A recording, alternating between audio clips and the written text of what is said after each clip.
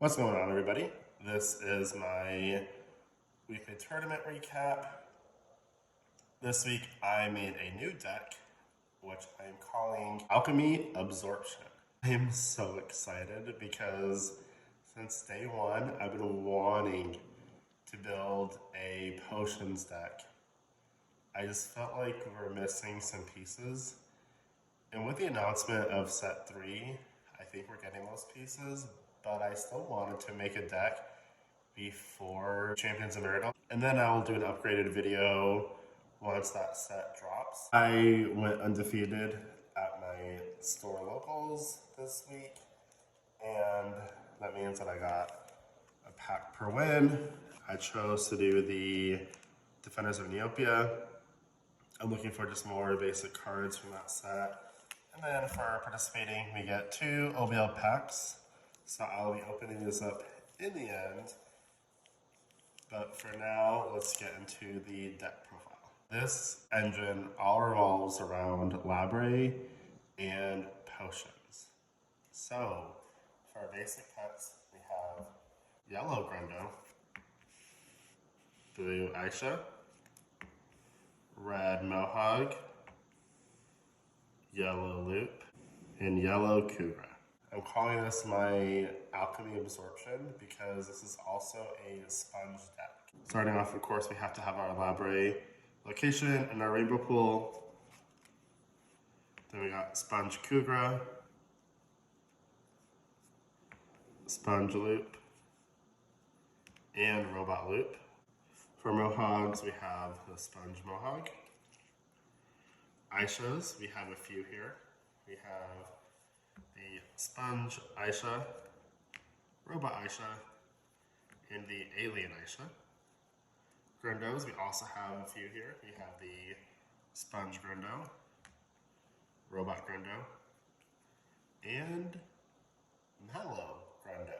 This is actually my first time ever playing Mallow Grundo, and I'm not gonna lie, I kind of really like him a lot. Like a lot. I mean, first off, he's so cute. But his ability, oh my gosh, his ability is actually crazy. So this is how the game goes. My opening hand, if I can get the Labre assembled by turn 2, I will always go with yellow Grundo. If I cannot get my Labre assembled by turn 2, I will go with my yellow Loop. Anything that has a robot essentially is something that I kind of want to play early on.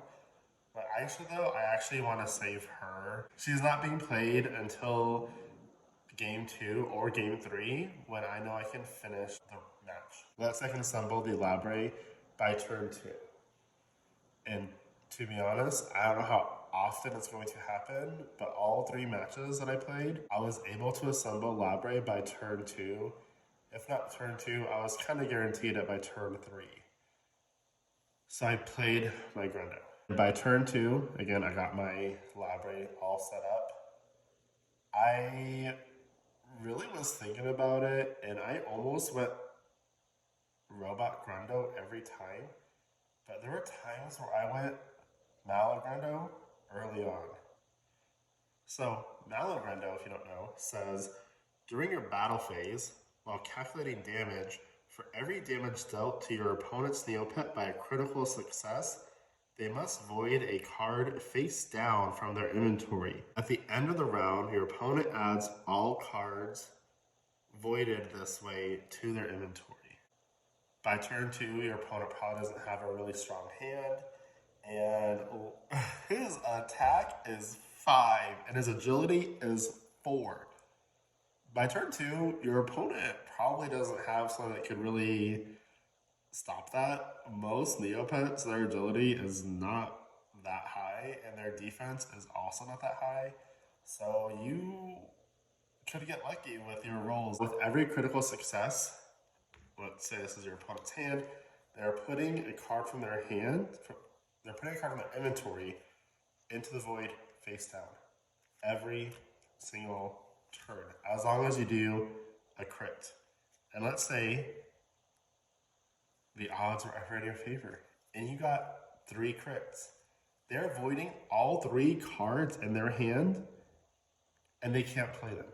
So they're only top decking, which is kind of a psychological thing because then your opponent kind of thinks, if I don't play this card, I'm going to lose it. So then they kind of like start playing their cards, which may or may not be the right play, but they start playing their cards just because they're mentally thinking, if I don't play it, I'm going to lose it. But what happens is in game 2, they take all their voided cards face down and put it back into their inventory. So by game 2, they'll have all their cards ready. When this card was first revealed, I saw a lot of people online saying that this card was going to go crazy in game 3 because then they can't play their cards. I think that could work, but I think if you could play him match 1, that's even more detrimental to your opponent than game 3. By game 3, your opponent could have a really strong hand. It might not be as beneficial as doing it game 1. So again, 3 matches, I got super lucky. I was able to get Malogrando out within turn 2, maybe turn 3 on one of my matches, and he popped off. If I don't win with Grando and he dies, I will then go into Mohawk. I think Mohawk is really good.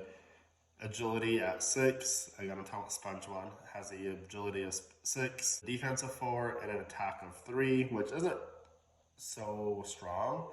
But I think with the sponge, I want to kind of deal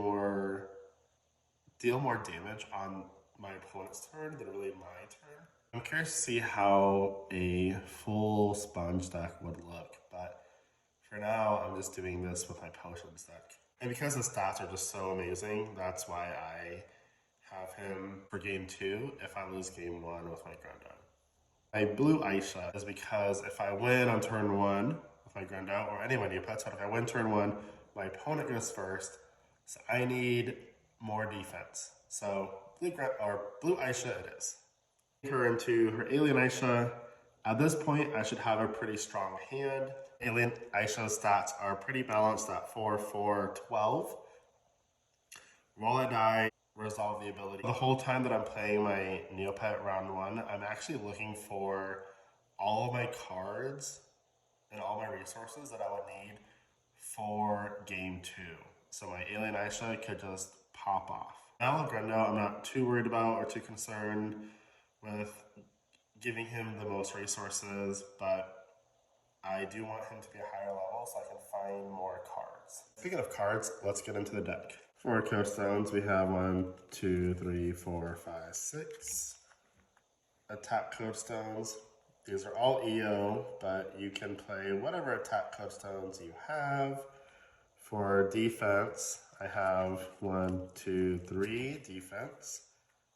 I'm using Har. Again, you can use whatever defense code stones you have. And for agility, 1, 2, 3, 4, 5, 6 agility. And they're all Tai Kai. But you can play whatever you have available to you. Because it's an Elaborate deck, we do need our Elaborate locations. So we're playing all 4 of them. And this being a potions deck, for the first time, I'm using Marina, which I love so much. Level 1s, we got 2 Fairy Hot Dogs, 1 Ghostly Hot Dog. The hot dogs are mainly in here to really get out the potions from my discard and putting them into my inventory or on top of my deck. I tried to not play them on game 1. I really wanted to save them for game 2. And I just needed ways to reuse my cards from my discard again. We have 1 Corbat Defender, 1 Harriet Blue Plum, 2 Nilos, 1 Breadmaster. This card is in here to essentially search out Marina, search out potions, search out other cards that are vital. Hot dogs I've used before. Potions, like I said. I've gotten some other hot dogs too with him, but I'm mainly using him Again, trying to set up for game 2. So I could use them on game 1, but I'm trying to find those cards that's going to benefit me in game 2. Of course, we need our Library Scientist, which again goes really well with the hot dogs to get things back from my discard. I'm actually okay discarding some like cards, some like better cards or vital cards for this deck, just to play my Library Scientist. And for potions, we have 1 Exploding Potions. It's kind of weird being a potions deck and not playing very many potions. I want to have more potions in this deck, but finding the room is so tough. Being able to replay them again or redraw them or reuse them with the hot dogs makes it a little better. So, I don't know. If anything, changing this deck around, that's probably something I would do. So we got a Hubert special hot dog. Just trying to negate all my opponent's hot dogs so they don't advance themselves, or if they're trying to disrupt me from playing my hot dog of justice, or if they play a hot dog of justice too, I should say. Camouflage hot dog. This is in here for Muka mainly. Balthazar could work, but most people are playing Muka, at least 1 in their deck, so he's in there for Muka. The Shield of Scorching. I love doing damage, true damage, pure damage, whatever you want to call it. And with our sponge, you're probably not taking as much damage, but it is nice to just do 1 damage every turn if possible. I'm playing 1 Dr. Fluxo. I never like to play more than 1, but there's no space for him. The next potions are the Calvaris potion. I play 2 of this one just because I think this one is really good. You roll 3 dice, and then on a success, your Neopet gains 1 of the following, either 3 attack, 3 defense, or 3 agility. With Marina, she makes that an automatic success. And that's with every potion. Every potion should make an automatic success. So with Exploding Potion says, roll 1 die on a success, deal 2 damage to your opponent's Neopet. With Marina, you're automatically doing 2 damage, no matter what. Such a great, great card. I'm trying to save these potions for game 2 when I actually have Marina out, but because I have 2 Calvaris Potion, I'm not as strict as playing 1 for game 1. On to level 3s, we have 1 Hot Dog of Justice, 2 Shield of Reflection. This says during your opponent's battle phase, while calculating damage, for every critical success you rolled during this battle, deal 1 damage to your opponent's Neopet. So if you're a sponge and you aren't taking very much damage, but you rolled 1 or 2 critical successes, you're doing damage to them, which is awesome. The sponges don't really have super high attack, so being able to do damage on their battle phase is incredible. One Overblade. I can't say enough. Being able to heal and doing true damage is so incredible in this game, and I try to do as much as both as possible. So we have 1 Overblade in the deck. We have 1 Elusive Defender. She's amazing to just draw 4 cards, but one of my favorite tech card is the Masked Intruder. I've loved this card since day 1. When I go to craft a deck, the Masked Intruder and another card that's in here that we'll see in a little bit, both make like the first draft of every deck. I think his ability is incredible. So he says, look at the top 3 cards of your deck. You may play 1. Return the remaining cards to the top and or bottom of your deck in any order. So you can manipulate the top card of your deck with like Fairy Hot Dog. I try to save him for game 2 when I have Marina out. That way I can Fairy Hot Dog one of my potions and put on top of my deck. And then I'll play the Masked Intruder, which allows me to play out one of my potions again. So he's incredible, so cool, and he's a Kugra, which makes it even better. But I love playing him with Exploding Potion. That combo is fantastic. Muka, to be honest, if you're not playing Muka, what are you doing?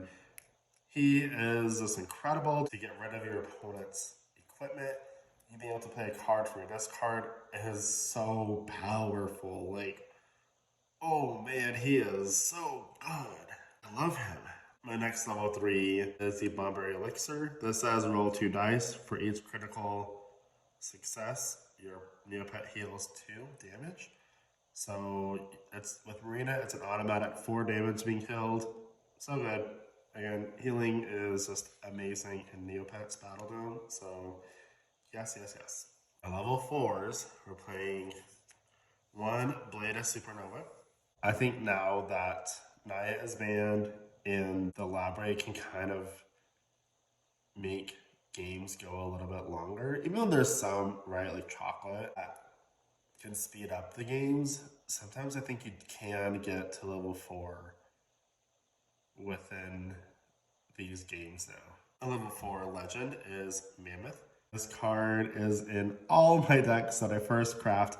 His ability is so amazing. I can't wait because in Champions of Meridel, the General Galgaroth lets you make another attack if you meet the requirements. So that's cool. That's cool. I'm gonna like that. And he's level 3, so it's gonna be a cheaper version of Mammoth, but there are stipulations with it. But Mammoth, even Counter Defender, and the Mass Intruder, these guys are always in my first draft of almost every deck that I make because I love their abilities so much.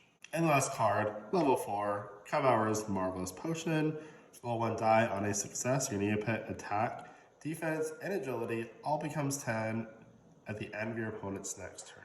Having full 10 stats across the board is crazy. You're probably going to win. Well, if not win, you're going to be doing a lot of damage and or defending a lot of damage with this. So,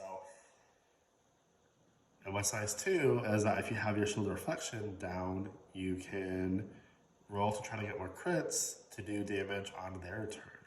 So that has been the deck.